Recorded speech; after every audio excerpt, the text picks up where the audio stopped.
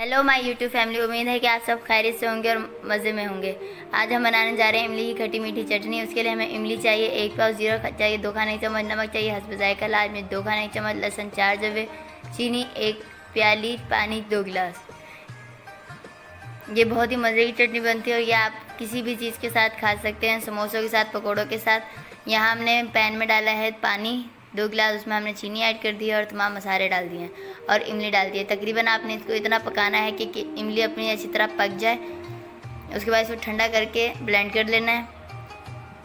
Blend करने के बाद इस तरह आप स्पाइडर की मदद से छान लें, आप स्ट्रेनर की मदद से, चाहे जो चीज़ आपके पास अवेलेबल हो आप उससे छान लें। उसको एक दो उबाल आने तक दोबारा पकाएं ताकि एक गाढ़ी हो जाए। यहाँ हमारी इमली की चटनी बनके तैयार है, जो कि बहुत ही मज़े की बनती है और बहुत ही चटपटी बनती है। ये आप दही बल्लों के साथ भी यूज़ कर सकते हैं। ये बहुत ही मज़े की चटनी है और आप इसे ज़रूर बनाइएगा और हमें फ़ीडबैक ज़रूर दीजिएगा।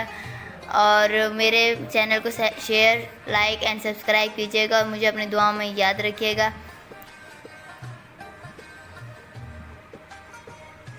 अल्लाह हाफिज़।